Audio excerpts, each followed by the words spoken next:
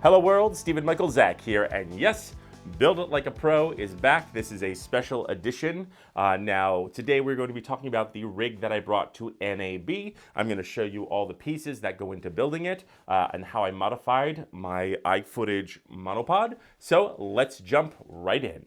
Now, first off, what I did was I went out to the hardware store and I got a few of these little, not sure what they're called, these double-sided screws, and I kind of put it all the way down there. And then I got this little nut here, and I basically made my own 3/8 attachment. And I took a wrench and I tightened that up. And I'll show you in a minute why I did that. Next, moving on to the feet. These are the Carrier feet. It's an Amazon brand. I'm not sure if you can find these still, but they are, if you can, they are pretty fantastic. And again, what I did here was I just inserted one of those screws and then screwed this in about 1/3 of the way so that I could now take the iFootage tripod head and spin this in. And I actually took a wrench and really cranked this so that it wouldn't come undone. I also took a wrench and cranked the ball head here because this ball head in particular has a habit of coming loose. So just make sure that is nice and tight and everything is tight. And now we could take the monopod here, and here is the reason why I am reversing the monopod.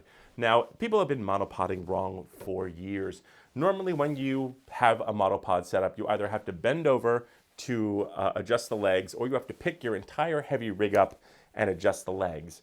Whereas here, you simply just snap that down like so, and we put it right here, and all the controls are right at your fingertips. No need to lift or bend. So that is the reason why I reversed the monopod. I highly suggest not happening. A few moments later. Next, moving on to the tripod head, we have the brand new SmallRig. This one has that adjustable ball head, and I have a like-hate relationship with this. I will be doing a review of this. I have a kind of a love-hate relationship with it. I don't think it's as good as the original, spoiler alert. And we're going to take a ulanzi claw system here. And we are going to, and I really love these ulanzi claw systems. They are pretty fantastic. So we're just going to take the bottom, and we're going to take a top piece, and we're going to take the top piece and we're going to screw it into the plate here, like so. And we'll grab a screwdriver here. And you want to make sure that it's absolutely centered and straight. And next we are going to restore this onto the top. Make sure the red bit is in the front. You also want to make sure that this is unlocked. It does have a locking mechanism. I never use them. And next you're going to attach a headpiece to the bottom here like so. And now something that I pre-did and I actually can't get it apart, which is why I'm just going to show you, is I do have another base plate here from Ulanzi, and then I have this little cap. Now this has a 3/8 female on the bottom and a 1/4-20 male on the bottom. And what I did was I took a wrench and I made sure that this was super, super tight. Now, this little piece actually came with the Carrier legs. Now, this piece actually came with the Carrier legs. It's meant to just go on top of the Carrier legs, but we're using it for this purpose. So we'll go ahead and screw this on like so. And we're gonna make sure this is really, really, really tightened down so it's not gonna go anywhere. You may wanna take a little wrench and tighten that, but that should be good enough. And next we could take our tripod head and we simply just attach it like so, and our monopod is now fully complete. Now let's look at the camera I was using, and that of course is the Sony ZV-1. Now I did take a KONDOR blue plate here, and we'll get into why I chose KONDOR blue in a bit.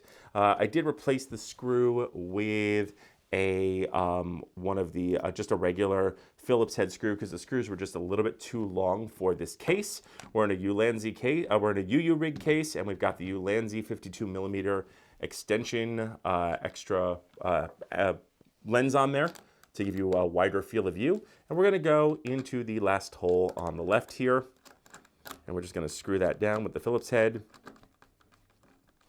Make sure that is straight, and then go in nice and tight here. Then we're going to take the other top of the claw, the top plate, and you want to open your door here, and then you want to, I'm going to go this middle front hole. There is enough clearance for me to slide the battery and the card out, and you want to make sure that you've got that clearance. You don't have to have the door completely open, just mostly open. So there we go. We'll make sure that this plate is straight on, and give that a torque, and close our door, and our camera's ready to go. We just kind of snap the camera up top like so.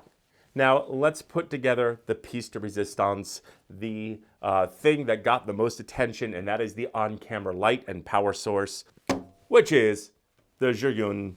This is their G60 watt. This thing is pretty darn amazing. With a Sony NPF battery at 20%, I was able to run this thing at 20% for over an hour. I could get up to at least 75% of brightness on this with the Sony NPF, just putting in 12 volts of power. This is a 24 volt. So when you're using anything like 12 volts or anything lower, you are limited in power, but it does work, which is pretty impressive. I don't think that's a feature they realized. So let's go ahead and put the top rig together. Now, the first thing I did was I removed their little bracket and their little screw, and we're going to reuse their bracket in a little bit of a different way here. Now, I have this Collier Tarakaru, whatever this is. I will put it right here so you can see the name brand. I cannot pronounce it for the life of me. But the reason I chose this is because not only does it have an on-off switch, but you do get DC-8, you get a quarter 20 on this side, you get your USB Type-C, you get a quarter 20 on the bottom, and then you have two USB-As, another quarter 20, and a 12 volt power out, and of course a power switch. So this is very, very, very cool, very worth the money that I paid for it. So let's go ahead and put this together. Now, the first thing I'm going to do is I'm going to use their bracket. This is normally how you would mount it, through this quarter 20. And I am actually going to use that as a mounting bracket. And we want to make sure that this is going the correct way. You want to turn this sideways, make sure this is on the bottom. And yes, that is the correct way. So we are going to screw this in. Now, there is this nice piece of rubber that prevents this power thing from slipping, which is very, very nice. They did a nice job designing this.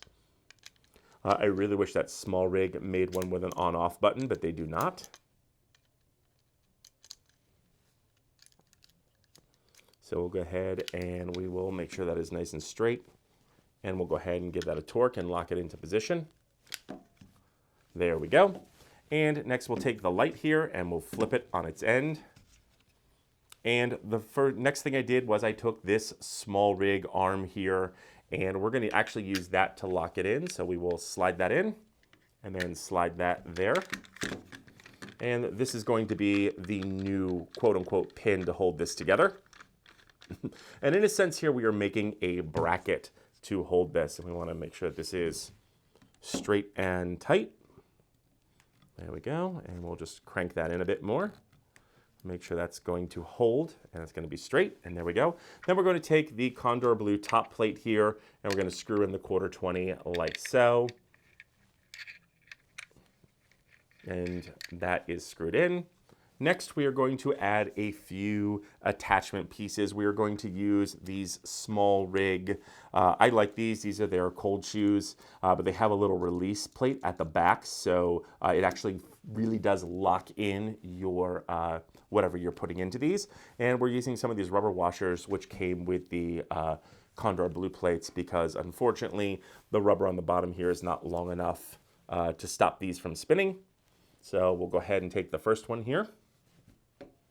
And we will put that facing, you want to put it facing downward so it'll hold your road. And we'll go ahead and screw that in.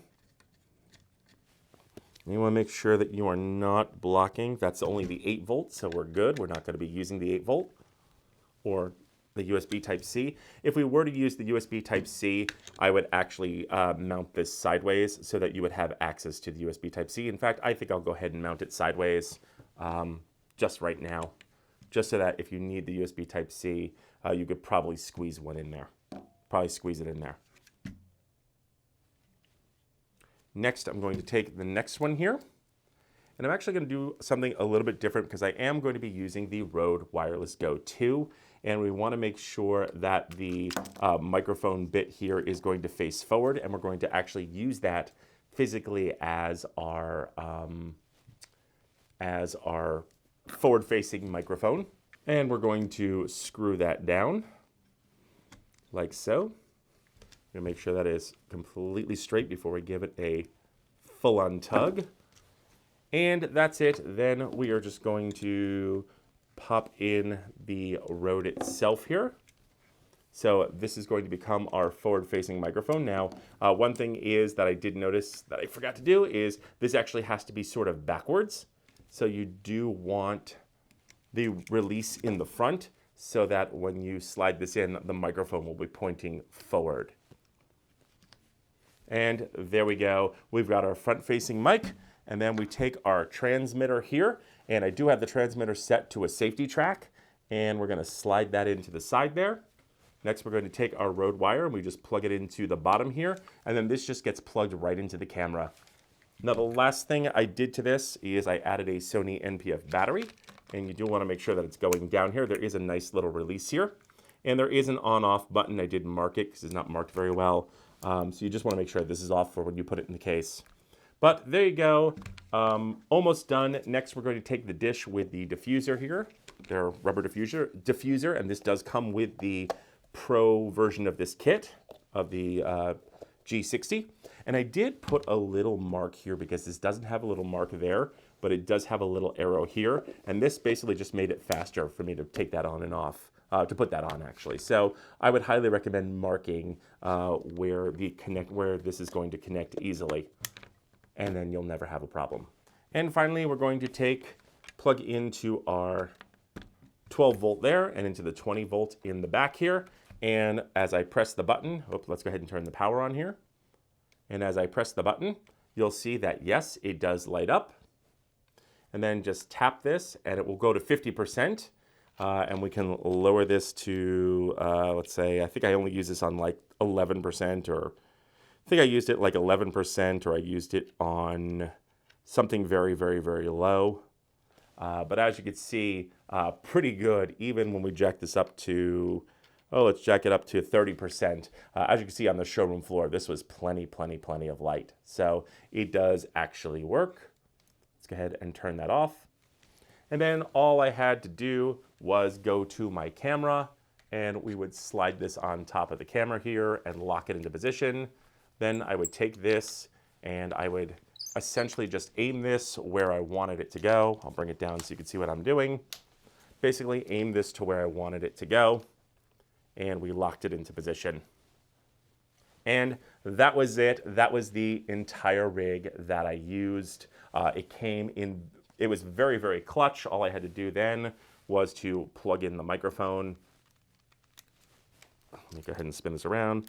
All I do is plug this in, and not only was I recording through the other Rode Wireless Go, I was making a backup recording here, getting 2 channels out of the receiver, and I was getting a front-facing camera. So basically, I had 4 tracks of audio running because audio is the most important thing in film. And then I just took the SmallRig microphone thing here that I've used before and slid that in. I actually did gaff tape this in. Actually put a piece of gaff tape around this so that it wouldn't slide out, because this slides out very easily. And then I had a foam windscreen on here. And then all I would have to do is make sure all the stuff was on, turn on my mic, and we would start interviewing. And that is it. That is the entire build. Now, let me show you how easily this thing breaks down. Not only does this thing break down, but it breaks down into this very, very, very small bag here, this old Lowepro I have here. Now, all you have to do is take this apart in sections, and we'll pull this out of the camera, make sure this is off. We'll take the dish off here, and I first snuck that right there, which is very cool. Actually, I believe I left this in. I would leave this attached to the camera because it's much easier to attach to the Rode on the light fixture than it is to attach to that. So there you go, that's piece 1. Piece 2, the camera slid in there. Piece 3, I collapsed this arm and slid that in right there. Let's go ahead and make sure that's collapsed. And next I threw in my microphone and popped in my dish and slid it into this little pouch right here for safekeeping. Next we pulled off the feet here, and the feet will collapse like so and fit right into the pocket. And lastly, we took our monopod and we slid it through the strap on the side like so and right into the pocket for safekeeping. And there we go. That was finished. Now, I did add one other thing. Now, this is a guitar strap holder. And what I did was I took the longer end here and just wrapped it around the top like so. And then I took the smaller end and wrapped it around the strap on the opposite side here. And then I just connected these two here. And what that does is it prevents this from flailing around and hitting people while you're on the convention room floor. So that's it.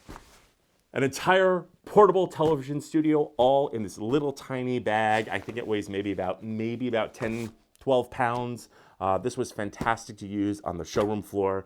It really, really worked well. It was very difficult to set this up and walk away from it because unfortunately the showroom floor was very, very crowded and people actually kept bumping into my camera, which is why the angles are so close again this year. Hopefully at other smaller shows it will not be a problem.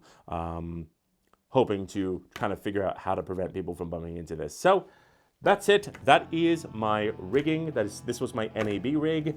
Let me know if you want to see more Build It Like a Pros like this where I rig things together.